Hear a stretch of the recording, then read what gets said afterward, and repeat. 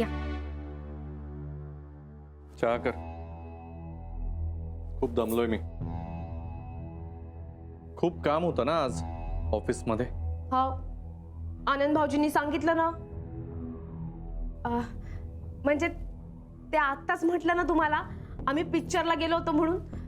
तर रेवती म्हणाली की तिनं तुम्हाला पाहिलं. मी म्हटलं हट, हे तर ऑफिस मध्ये काम करून राहिले. आणि म्हणून तू कन्फर्म करायला ऑफिस मध्ये फोन केलास. तू काय पाळत ठेवतेस माझ्या? मी कुठे जातो, किती वाजता जातो, कोणाबरोबर जातो, या सगळ्याचे हिशोब द्यायचे का आता तुला? नाही, असं नाही म्हणून राहिले मी. मग कसं? सरळ सरळ संशय घेतेस माझ्यावर. नाही, आता होऊच दे तुझं समाधान. हो, माझं ऑफिस मधल्या एका मुलीबरोबर अफेअर आहे आणि आज तिच्या बरोबर मी पिक्चर बघायला गेलो होतो.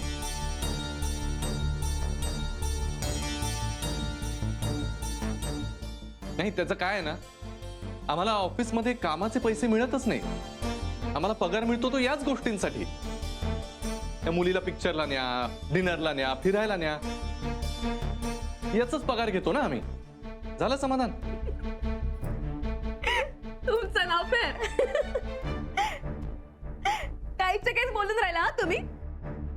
तुम्ही अफेअर करूच शकत नाही. आणि जरी तुम्हाला पाहिलं ना कुठल्या पोरी बरोबर, तरी मी विश्वासच ठेवणार नाही. चल, शांत व्हा बरं. आता गरमागरम काकडीचं थालीपीठ करते आणि तुमची ग्रीन टी. शांत व्हा.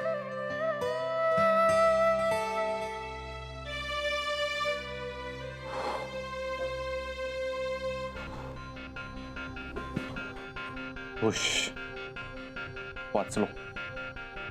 आजचा दिवसच काहीतरी भयंकर आहे. सकाळपासून काहीतरी चालूच आहे. शनाया, मला हे अजिबात पटलेलं नाहीये. काय? तुला काहीच कसं वाटत नाही ग त्याच्या पैशावर ऐश करायला? का वाटेल मला? बॉयफ्रेंड आहे ना माझा. ऑब्व्हियसली त्याच्या पैशांवर हक्क आहे माझा.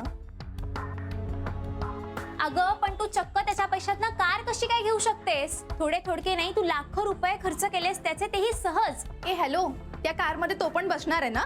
शनाया, त्याला असं फसवू नकोस अगं. हे भक्ते, मी काय फसवत वगैरे नाही आहे त्याला. Actually the situation is very ideal for me.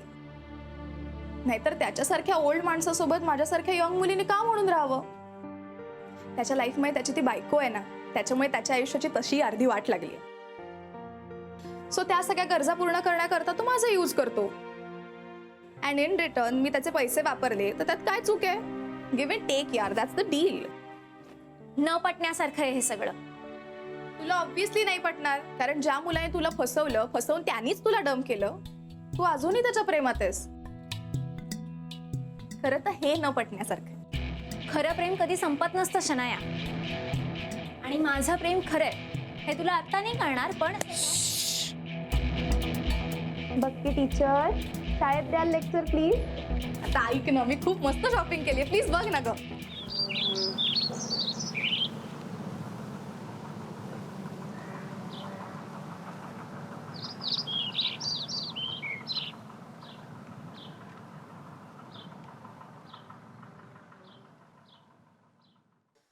Hello, good morning cutie पाय.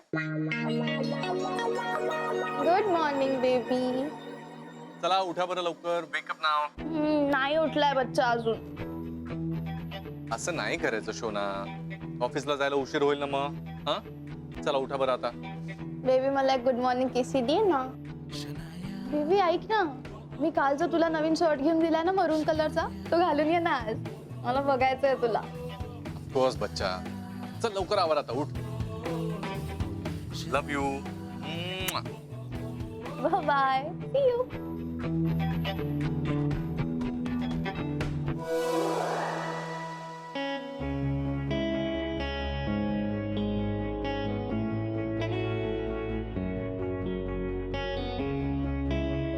मी काल जो तुला नवीन शर्ट घेऊन दिलाय ना मरून कलरचा, तो घालून ये ना आज.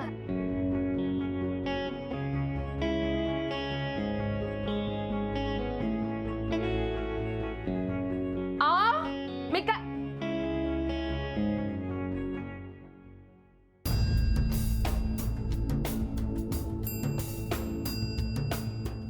नवीन शर्ट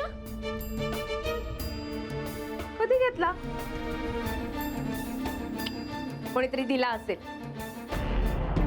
इस्त्रीच करून टाकेल, छान दिसेल मग.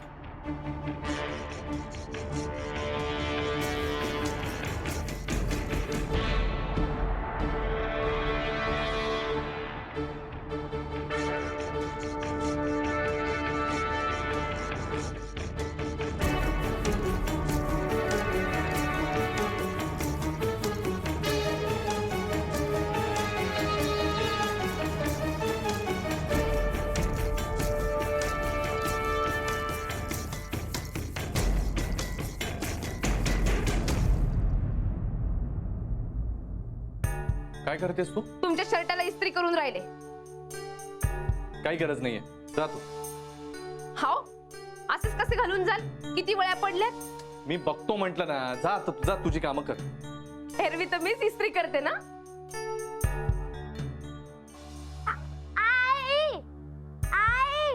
हा, मुलगा बोलतोय, जा पण.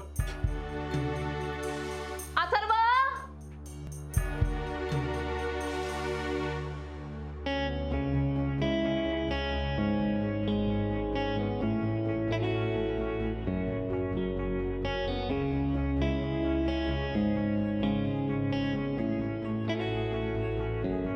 मी बहुत बनवली. अरे वा, बघू, दाखव दाखव. किती छान बनवली. वा. अरे पण हा कागद कुठला घेतला? तुला किती वेळा सांगितलंय कोणता पण कागद घेत जाऊ नकोस म्हणून. बाबांच्या कामाचं राहतं ना, मग रागवतात की नाही ते. कुठला कागद? बाई, हे बिल दिसून राहिलं. आ आ हे मॉलचं बिल तुमचं आहे का? मॉलचं बिल?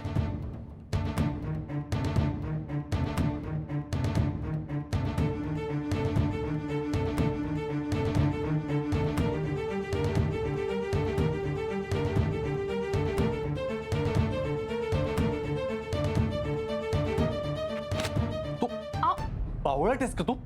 तुला मी किती वेळा सांगितलंय माझ्या वस्तूंना हात लावत जायचा नाही म्हणून. आओ तसं नाही, मी नाही. हे अथर्व गप्पा बस. तू काय वॉच ठेवतेस माझ्यावर? हा, माझ्या डोक्यात जाता. आओ. वास कसला वास? वास. जा ना, गॅस बंद कर ना. नाही, गॅसवरती तर काहीच नाही. काहीतरी कपडा जळण्याचा वास येऊन राहिलाय. आता कापड, शर्ट.